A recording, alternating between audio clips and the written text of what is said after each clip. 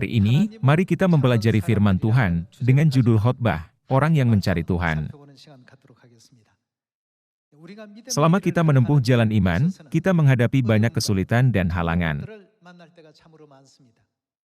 Dalam situasi yang sulit, beberapa orang berusaha untuk menemukan jalan mereka sendiri, dan juga ada yang mencari Tuhan dulu. Melalui firman Tuhan, hari ini, mari kita melihat sejarah nenek moyang iman kita, yang selalu mencari Tuhan dalam situasi sulit, dan beroleh kemenangan.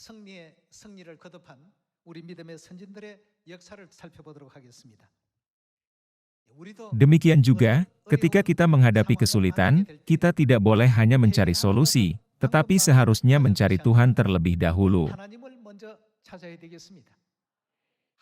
Melalui Alkitab, mari kita menyadari bahwa ketika kita mencari Tuhan, akan ada hikmat, solusi, dan bantuannya.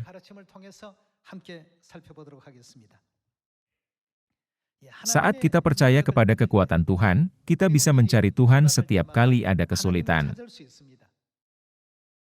Namun, kebanyakan orang lebih percaya pada kekuatan manusia daripada Tuhan, dengan berpikir, "Aku tahu siapa yang bisa membantu aku," atau "orang itu kuat."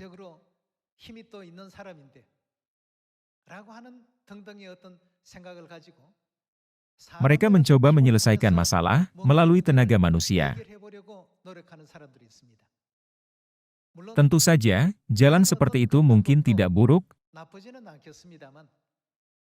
tetapi saya harap kita akan selalu mencari Tuhan terlebih dahulu. Pada zaman Raja-Raja Israel, Raja-Raja menghadapi banyak kesulitan dalam memerintah kerajaan mereka. Hari ini, mari kita belajar pelajaran Tuhan melalui sejarah Raja-Raja Israel. Mari kita baca 2 Raja-Raja pasal 1 ayat 1. Sesudah Ahab mati, maka memberontaklah Moab terhadap Israel. Pada suatu hari jatuhlah Ahazia dari kisi-kisi kamar atasnya yang ada di Samaria, lalu menjadi sakit. Kemudian dikirimnyalah utusan-utusan dengan pesan, "Pergilah, mintalah petunjuk kepada Baal-Zebub, Allah di Ekron, apakah aku akan sembuh dari penyakit ini?" Israel percaya kepada Tuhan Yehova sejak zaman kuno.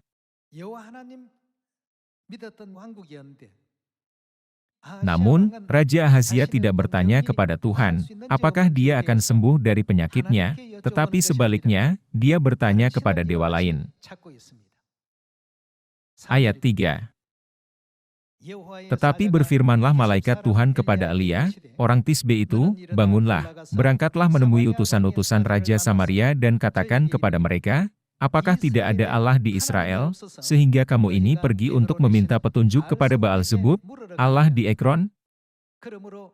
Sebab itu beginilah firman Tuhan, engkau tidak akan bangun lagi dari tempat tidur, di mana engkau berbaring, sebab engkau pasti akan mati." Lalu pergilah Elia. Pada akhirnya, Raja Ahazia meninggal di tempat tidurnya. Dia memerintah hanya 2 tahun. Dia sangat disayangkan. Raja Ahazia tidak mencari Tuhan yang dipercaya orang Israel. Dia memilih jalan yang bodoh, dan bertanya kepada dewa lain, apakah dia akan sembuh atau tidak. Israel dibagi menjadi 2 kerajaan, Israel Utara dan Yehuda Selatan. Bukankah mereka awalnya satu kerajaan? Namun, setelah Raja Salomo meninggal, kerajaan itu dibagi menjadi 2 kerajaan, Yehuda di selatan dan Israel di utara. Setelah kerajaan dibagi, di Israel Utara, raja-raja tidak percaya kepada Tuhan dengan benar. Namun, sekitar 40% raja di Yehuda Selatan menempuh jalan yang benar di mana Tuhan.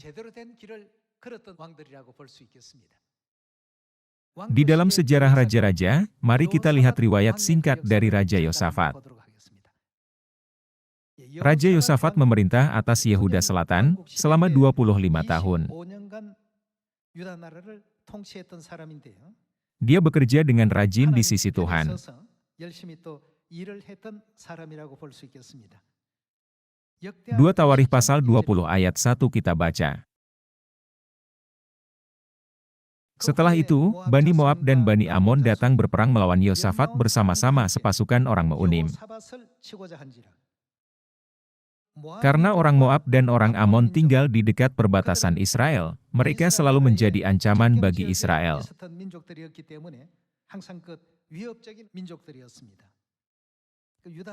Mereka bersekutu untuk menyerang kerajaan Yehuda. Ayat 2. Datanglah orang memberitahukan Yosafat, suatu laskar yang besar datang dari seberang laut Asin, dari Edom, menyerang tuanku. Sekarang mereka di Hazezon Tamar, yakni En-Gedi. Yosafat menjadi takut, lalu mengambil keputusan untuk mencari Tuhan. Ia menyerukan kepada seluruh Yehuda supaya berpuasa. Dan Yehuda berkumpul untuk meminta pertolongan daripada Tuhan. Mereka datang dari semua kota di Yehuda untuk mencari Tuhan.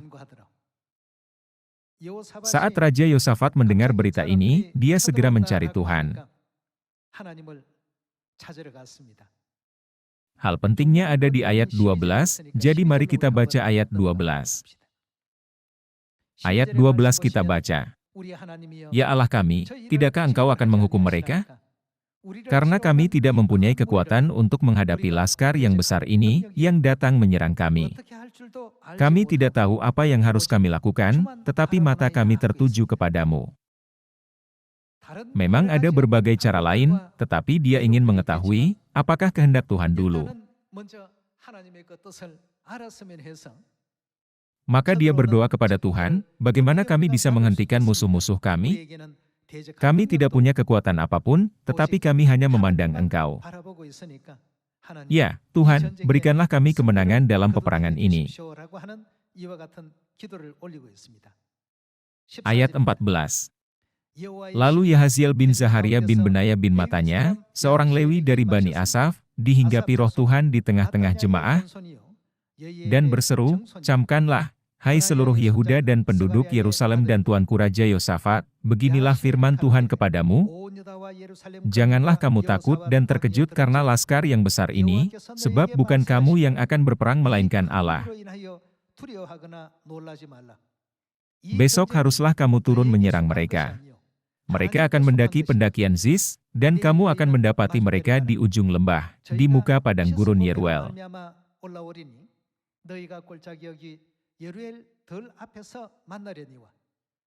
Dalam peperangan ini tidak usah kamu bertempur, lihatlah bagaimana Tuhan memberikan kemenangan kepadamu.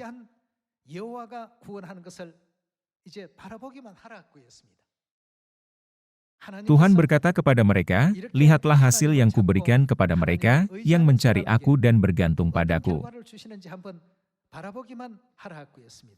Mari kita baca ayat 20. Keesokan harinya pagi-pagi mereka maju menuju padang gurun Tekoa. Ketika mereka hendak berangkat, berdirilah Yosafat dan berkata, dengar, hai Yehuda dan penduduk Yerusalem, percayalah kepada Tuhan, Allahmu, dan kamu akan tetap teguh. Percayalah kepada nabi-nabinya, dan kamu akan berhasil. Setelah ia berunding dengan rakyat, ia mengangkat orang-orang yang akan menyanyi nyanyian untuk Tuhan dan memuji Tuhan dalam pakaian kudus yang semarak pada waktu mereka keluar di muka orang-orang bersenjata, sambil berkata, nyanyikanlah nyanyian syukur bagi Tuhan, bahwasanya untuk selama-lamanya kasih setianya. Ayat 22. Ketika mereka mulai bersorak-sorai dan menyanyikan nyanyian pujian, dibuat Tuhanlah penghadangan terhadap Bani Amon dan Moab, dan orang-orang dari pegunungan Seir, yang hendak menyerang Yehuda, sehingga mereka terpukul kalah. Lalu Bani Amon dan Moab berdiri menentang penduduk pegunungan Seir hendak menumpas dan memunahkan mereka. Segera sesudah mereka membinasakan penduduk Seir, mereka saling bunuh-membunuh. Di sini, kerajaan manakah yang bersatu melawan Israel? Kerajaan Amon, Moab, dan penduduk Seir. Namun, ketika umat Tuhan mulai bernyanyi dan memuji, nyanyikanlah nyanyian syukur bagi Tuhan, bahwasanya untuk selama-lamanya kasih setianya.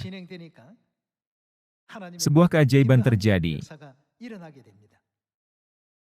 Orang Amon dan Moab menyerang penduduk Seir. Setelah itu, orang Amon dan orang Moab mulai berperang satu sama lain.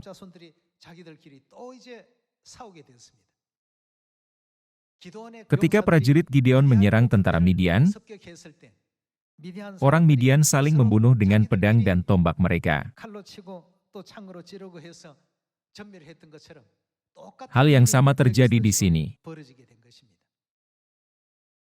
Oleh karena itu, melalui sejarah Raja Yosafat, kita bisa menegaskan bahwa kita harus selalu bersandar pada Tuhan, bukan pada dewa-dewa lain. Jadi, ketika kita menghadapi masalah saat memberitakan Injil atau menjalankan kehidupan iman, pertama-tama kita harus mencari Tuhan. Ada tertulis bahwa apa yang terjadi di masa lalu dicatat untuk mengajar kita. Tuhan selalu memiliki semua jawaban, jadi ketika kita mencari Dia, kita akan mendapatkan hasil yang baik seperti Raja Yosafat. Kita bisa memastikannya melalui Alkitab. Ada banyak raja, tapi mari kita lihat Raja Hizkia di antara mereka. Mari kita baca 2 Raja-Raja pasal 19 ayat 20. Lalu Yesaya bin Amos menyuruh orang kepada Hizkia mengatakan, "Beginilah firman Tuhan, Allah Israel, apa yang telah kau doakan kepadaku mengenai Sanherib, Raja Asyur, telah kudengar." Ketika Raja Hizkia menghadapi masalah yang sulit, dia bertanya, "Ya Tuhan, masalah ini telah muncul. Apa yang harus saya lakukan?" Sebagai seorang raja, Hizkia memiliki kebijaksanaan untuk menggunakan tentaranya dan mengetahui berbagai cara untuk menangani masalah. Namun, dia tidak menggunakan itu. Dia mencari Tuhan terlebih dahulu. Mari kita lihat hikmat para raja Israel di ayat 21. Inilah firman yang telah diucapkan Tuhan mengenai dia, anak Dara, yaitu Puteri Sion, telah menghina engkau, telah mengolok-olokkan engkau, dan Puteri Yerusalem telah geleng-geleng kepala di belakangmu. Siapakah yang engkau cela dan engkau hujat? Terhadap siapakah engkau menyaringkan suaramu, dan memandang dengan sombong?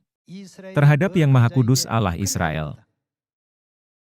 Sanherib, Raja Asyur, mengirim utusan ke Yehuda untuk menghina Tuhan dan Raja Hizkia. Karena itu, Raja Hizkia merasa sangat tertekan. Ayat 23. Dengan perantaraan utusan-utusanmu engkau telah mencela Tuhan, dan engkau telah berkata, dengan banyaknya keretaku aku naik ke tempat-tempat tinggi di pegunungan, ke tempat yang paling jauh di Gunung Libanon, aku telah menebang pohon-pohon arasnya yang tinggi besar, pohon-pohon sanobarnya yang terpilih. Aku telah masuk ke tempat permalaman yang paling ujung, ke hutan pohon-pohonannya yang lebat. Aku ini telah menggali air dan telah minum air asing, dan aku telah mengeringkan dengan telapak kakiku segala sungai di Mesir. Bukankah telah kau dengar, bahwa aku telah menentukannya dari jauh hari dan telah merancangnya dari zaman purbakala? Sekarang aku mewujudkannya, bahwa engkau membuat sunyi senyap kota-kota yang berkubu menjadi timbunan batu. Ketika Sanherib menyerang Yehuda, Raja Hizkia mencari Tuhan, karena dia menyadari bahwa dia tidak bisa menyelesaikan semua masalah ini sendirian. Lalu Tuhan menghibur Raja Hizkia. Ayat 30 kita baca. Dan orang-orang yang terluput di antara kaum Yehuda, yaitu orang-orang yang masih tertinggal, akan berakar pula ke bawah dan menghasilkan buah ke atas. Sebab dari Yerusalem akan keluar orang-orang yang tertinggal dan dari Gunung Sion orang-orang yang terluput, giat cemburu Tuhan semesta alam akan melakukan hal ini. Sebab itu beginilah firman Tuhan mengenai Raja Asyur, ia tidak akan masuk ke kota ini dan tidak akan menembakkan panah ke sana, juga ia tidak akan mendatanginya dengan perisai dan tidak akan menimbun tanah menjadi tembok untuk mengepungnya. Melalui jalan, dari mana ia datang, ia akan pulang, tetapi ke kota ini ia tidak akan masuk, demikianlah firman Tuhan. Dan aku akan memagari kota ini untuk menyelamatkannya, oleh karena aku dan oleh karena Daud, hambaku. Maka pada malam itu keluarlah malaikat Tuhan, lalu dibunuhnyalah 185.000 orang di dalam perkemahan Asyur. Keesokan harinya pagi-pagi tampaklah, semuanya bangkai orang-orang mati belaka. Sebab itu berangkatlah Sanherib, Raja Asyur, dan pulang, lalu tinggallah ia di Niniwe. Pada suatu kali ketika ia sujud menyembah di dalam kuil Nisroh, Allahnya, maka Adramelech dan Sarezer, anak-anaknya, membunuh dia dengan pedang, dan mereka meloloskan diri ke tanah Ararat. Kemudian Esarhadon, anaknya, menjadi raja menggantikan dia. Sebelum bantuan Tuhan, situasinya sangat menakutkan. Raja Asyur mengutus juru minuman agungnya disertai suatu tentara besar untuk mengancam Yehuda, tetapi Tuhan membuatnya kembali ke negaranya tanpa menembakkan satu anak panah pun. Setelah kembali ke negaranya, dia dibunuh. Adegan ini dijelaskan secara rinci dalam kitab 2 Tawarikh. Silakan buka 2 Tawarikh pasal 30. 2 Tawarikh pasal 30 ayat 1. Kemudian Hizkia mengirim pesan kepada seluruh Israel dan Yehuda, bahkan menulis surat kepada Efraim dan Manasye supaya mereka datang merayakan Paskah bagi Tuhan, Allah orang Israel, di rumah Tuhan di Yerusalem. Dengan cara ini, Raja Hizkia merayakan Paskah dengan hati baik. Dia mengajar umatnya, kita harus mencari Tuhan dengan segenap hati dan pikiran kita. Dengan begitu, kita bisa menerima berkat. Dalam 2 Tawarikh pasal 30, dia merayakan Paskah, dan dalam pasal 31, dia menghancurkan semua berhala. Mari kita baca pasal 31 ayat 20. Demikianlah perbuatan Hizkia di seluruh Yehuda. Ia melakukan apa yang baik, apa yang jujur, dan apa yang benar di hadapan Tuhan, Allah-Nya. Dalam setiap usaha yang dimulainya untuk pelayanannya terhadap rumah Allah, dan untuk pelaksanaan Taurat dan perintah Allah, ia mencari siapa? Ia mencari Allah-Nya. Semuanya dilakukannya dengan segenap hati, sehingga segala usahanya berhasil. Tuhan memberkati dia dalam segala hal yang dilakukannya, sehingga kerajaannya menjadi makmur. Inilah alasan mengapa Raja Hizkia menikmati kehidupan yang makmur. Menurut catatan Alkitab, semuanya berjalan dengan baik. Namun, sementara itu, Sanherib, Raja Asyur, menyerang Yehuda seperti yang terlihat dalam 2 Raja-Raja pasal 19. Mari kita baca pasal 32 ayat 1. Setelah peristiwa yang menunjukkan kesetiaan Hizkia itu, datanglah Sanherib, Raja Asyur, menyerbu Yehuda. Ia mengepung kota-kota berkubu dan berniat merebutnya. Ketika Hizkia mengetahui bahwa Sanherib datang hendak memerangi Yerusalem, ia berunding dengan para panglima dan pahlawannya untuk menutup segala mata air yang terdapat di luar kota dan mereka itu bersedia membantunya. Seperti yang kita baca di dalam 2 Raja-Raja pasal 19, ia pertama-tama berdoa kepada Tuhan dan mencari cara untuk mengalahkan musuhnya dengan para panglima. Mari kita lihat iman seperti apa yang diajarkan Hizkia kepada rakyatnya. Ayat 7.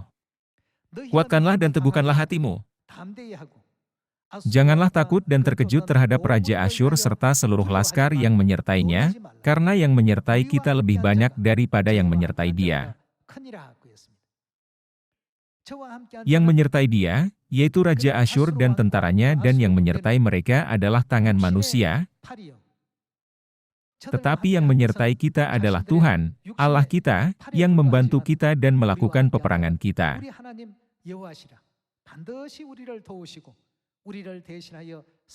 Oleh kata-kata Hizkia, Raja Yehuda itu, rakyat mendapat kepercayaannya kembali. Ayat 9. Sesudah itu Sanherib, Raja Asyur, yang sedang mengepung Lahis dengan seluruh kekuatan tentaranya, mengutus beberapa pegawai ke Yerusalem, kepada Hizkia, Raja Yehuda, dan kepada semua orang Yehuda yang ada di Yerusalem, dengan pesan, beginilah titah Sanherib, Raja Asyur. Apakah yang kamu harapkan, maka kamu tinggal saja di Yerusalem yang terkepung ini. Bukankah Hizkia memperdayakan kamu, supaya kamu mati kelaparan dan kehausan, dengan mengatakan, Tuhan, Allah kita, akan melepaskan kita dari tangan Raja Asyur? Si juru minuman agung menerima perintah dari Sanherib dan mengguncang iman orang Israel dengan kata-kata jahat. Akibatnya, orang Israel gemetar dan mengalami berbagai kesulitan. Mari kita lihat apakah solusi Tuhan di ayat 20. Tetapi oleh karena itu Raja Hizkia dan Nabi Yesaya bin Amos berdoa dan berseru kepada sorga. Lalu Tuhan mengirim malaikat yang melenyapkan semua pahlawan yang gagah perkasa, pemuka dan panglima yang ada di perkemahan Raja Asyur. Sehingga ia menjadi apa? Sehingga ia kemalu-maluan kembali ke negerinya.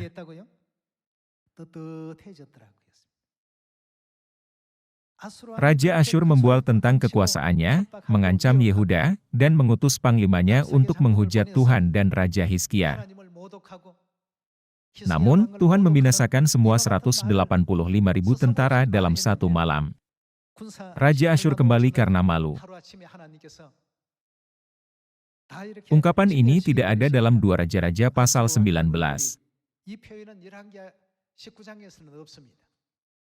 Di sini tertulis, ia kemalu-maluan. Dia tidak bisa mengangkat wajahnya. Sehingga ia kemalu-maluan kembali ke negerinya. Kemudian ia ditewaskan dengan pedang oleh anak-anak kandungnya sendiri ketika ia memasuki rumah Allahnya. Demikianlah Tuhan menyelamatkan Hizkia dan penduduk Yerusalem dari tangan Sanherib, Raja Asyur, dan dari tangan semua musuhnya. Dan ia mengaruniakan apa? Mengaruniakan keamanan kepada mereka di segala penjuru. Inilah perbuatan baik Raja Hizkia. Dia telah menyadari kebenaran dengan benar. Setiap kali ada masalah, dia selalu berdoa kepada Tuhan. Dia bertanya kepada Tuhan terlebih dahulu dan kemudian berdiskusi dengan para panglima. Asyur adalah kerajaan yang paling kuat pada waktu itu. Meskipun sebanyak 185.000 orang sebagai prajurit, Tuhan mengutus malaikat dan membinasakan mereka semua dalam satu malam. Kadang kita menghadapi situasi sulit dan berpikir, aku tidak bisa menyelesaikan masalah ini. Aku tidak punya cara untuk mengatasinya. Saat itu, kita perlu mencari Tuhan terlebih dahulu daripada mencari cara duniawi. Kita harus memiliki iman seperti Hizkia. Ayat 22 kita baca. Demikianlah Tuhan menyelamatkan Hizkia dan penduduk Yerusalem dari tangan Sanherib, Raja Asyur, dan dari tangan semua musuhnya. Dan ia mengaruniakan keamanan kepada mereka di segala penjuru. Banyak orang membawa persembahan ke Yerusalem untuk Tuhan dan barang-barang berharga untuk Hizkia, Raja Yehuda itu. Sejak itu ia bagaimana? Ia diagungkan oleh semua bangsa. Orang yang mencari Tuhan selalu sangat dihormati oleh semua bangsa, dan Tuhan meninggikannya di atas segala bangsa di bumi. Tuhan memberkati Raja Hizkia dalam segala hal yang dilakukannya, dan mencurahkan kasih karunia-Nya. Sebenarnya ada kebenaran apa di balik hal ini? Hizkia merayakan Paskah, menghancurkan semua berhala, dan mencoba mengembalikan pikiran orang Israel kepada Tuhan. Semua usahanya telah mendatangkan berkat besar Tuhan ke atas kerajaan Yehuda.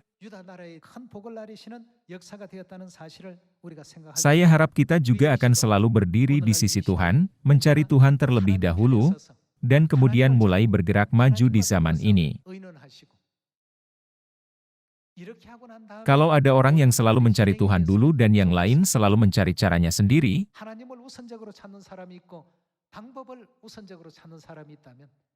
kita harus berdiri di pihak mana? Kita harus mencari Tuhan terlebih dahulu. Tuhan, saya tidak mempunyai hikmat dan iman. Apa yang harus kulakukan?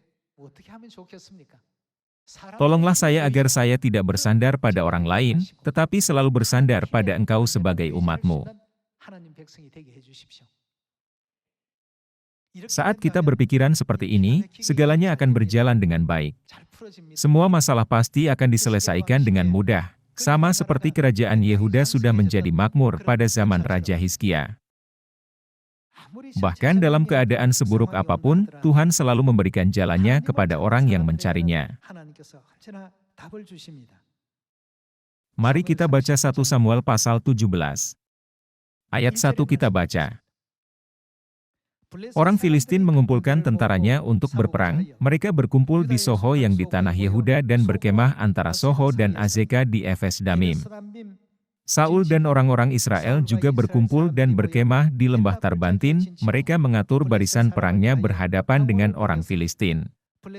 Orang Filistin berdiri di bukit sebelah sini dan orang Israel berdiri di bukit sebelah sana, dan lembah ada di antara mereka.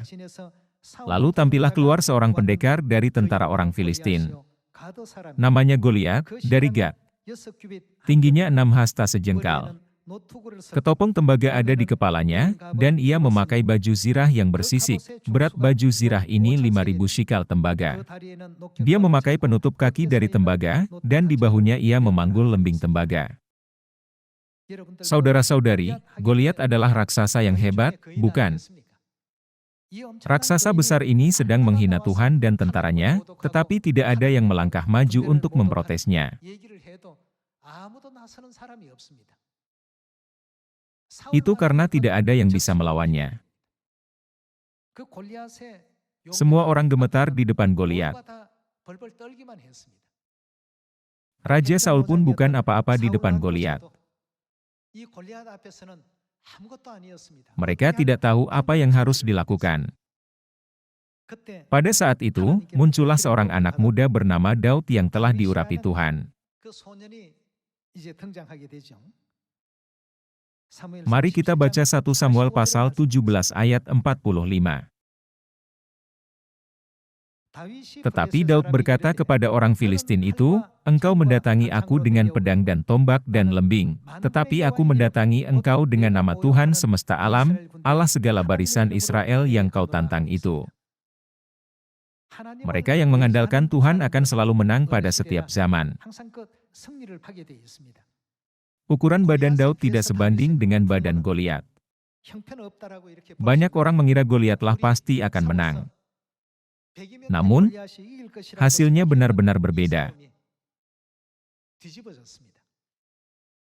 Sesuatu yang tidak terduga terjadi. Goliat dikalahkan oleh Daud dengan umban. Daud melakukan pekerjaan yang luar biasa. Bagaimana Daud bisa melakukan pekerjaan itu? Dia maju dengan nama Tuhan semesta alam. Mari lanjutkan baca, ayat 46.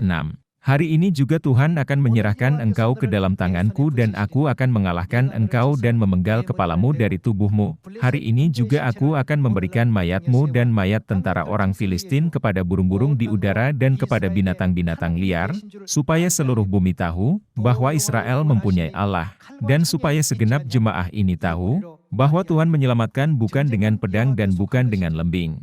Sebab di tangan Tuhanlah pertempuran dan Ia pun menyerahkan kamu ke dalam tangan kami. Dengan iman seperti ini, Daud berperang melawan Goliat. Dia tidak bersandar pada bakatnya, keterampilannya, atau senjatanya. Semua ini hanyalah alat buruk yang tidak bisa mengalahkan Goliat. Maka Tuhan menyertai Daud, yang tetap bersandar pada Tuhan dan mencarinya, dan memberikan kemenangan kepadanya. Ayat 48. Ketika orang Filistin itu bergerak maju untuk menemui Daud, maka segeralah Daud berlari ke barisan musuh untuk menemui orang Filistin itu, lalu Daud memasukkan tangannya dalam kantungnya, diambilnyalah sebuah batu dari dalamnya, diumbannya, maka kenalah dahi orang Filistin itu, sehingga batu itu terbenam ke dalam dahinya, dan terjerumuslah ia dengan mukanya ke tanah. Demikianlah Daud mengalahkan orang Filistin itu dengan umban dan batu, ia mengalahkan orang Filistin itu dan membunuhnya, tanpa pedang di tangan. Daud berlari mendapatkan orang Filistin itu, lalu berdiri di sebelahnya, diambilnyalah pedangnya, dihunusnya dari sarungnya, lalu menghabisi dia. Dipancungnyalah kepalanya dengan pedang itu. Ketika orang-orang Filistin melihat bahwa pahlawan mereka telah mati, maka larilah mereka. Orang-orang yang mencari Tuhan. Menurut saya, hari ini, Ada suatu hal yang perlu kita pelajari melalui sejarah raja-raja Israel ini. Ketika Goliat menghina dan mencemooh Tuhan dan tentara Israel, semua prajurit bahkan veteran perang pun gemetar takut. Mereka diam saja walaupun sekarang musuhnya menghujat Tuhan. Tetapi Daud berkata, "Kenapa aku bisa sabar saat dia menghujat Tuhan sekarang? Aku akan mengalahkannya." Raja Saul menghentikannya pada awalnya. Goliat adalah orang yang perkasa. Kamu hanya seorang anak gembala.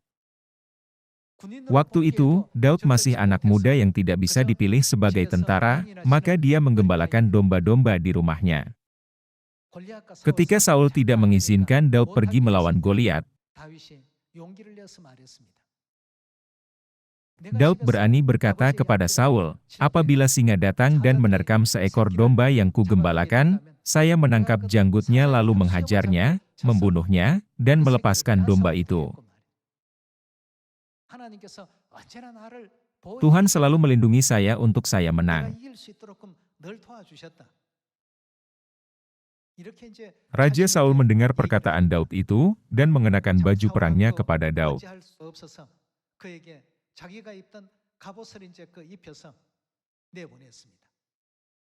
Tapi baju perangnya terlalu besar, maka Daud melepasnya dan pergi berperang.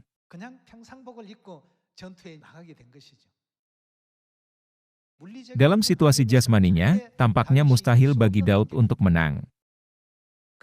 Tetapi Tuhan selalu bersama dengan orang yang bersandar padanya dan mencarinya.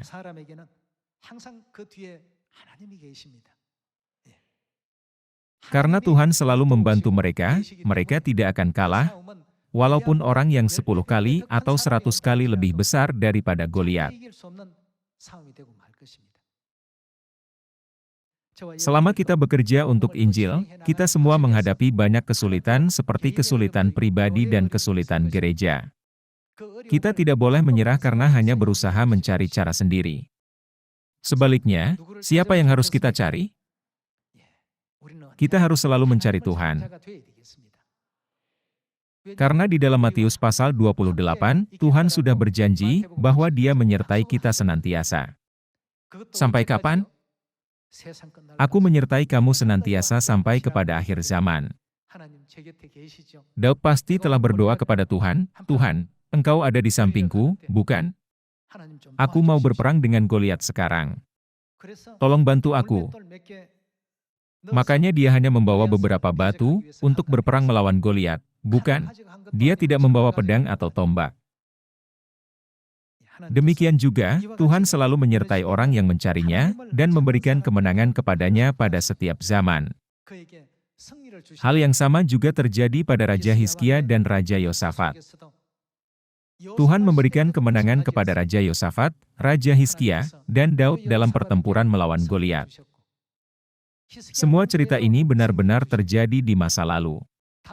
Semua itu bukanlah rekaan. Baik Tuhan waktu itu maupun Tuhan hari ini adalah Tuhan yang sama. Dia akan membantu kita sampai akhir. Itulah sebabnya Dia berkata, "Aku menyertai kamu senantiasa sampai kepada akhir zaman." Tuhan ada di sini hari ini, dan Dia selalu hadir di ladang Injil. Tuhan menyertai kita di rumah dan di tempat kerja kita. Merasakan kehadiran Tuhan setiap saat, kita harus berkata kepada Tuhan, "Aku kurang dalam banyak hal untuk melakukannya sendiri. Tuhan, tolong bantu aku. Jika Engkau membantuku, aku bisa melakukan segalanya." Jika Anda berdoa kepada Tuhan untuk meminta bantuan, apa yang akan terjadi pada situasi sulit? Itu akan mudah diselesaikan. Hal yang sama terjadi ketika Yerikho ditaklukkan. Hal yang sama terjadi ketika Gideon mengalahkan 135.000 orang Midian dengan 300 prajurit. Sama halnya ketika Laut Merah terbelah. Tuhan selalu membuka jalan bagi orang yang mencari Dia. Kita tidak boleh menyerah dengan berpikir bahwa ini hanya terjadi pada zaman raja dan tidak bisa terjadi pada zaman kita. Segala masa lalu ada sebagai bayangan bagi zaman ini. Saya berharap kita semua akan selalu bersandar pada Tuhan dan mencari-Nya. Saya menutup khotbah ini. Terima kasih.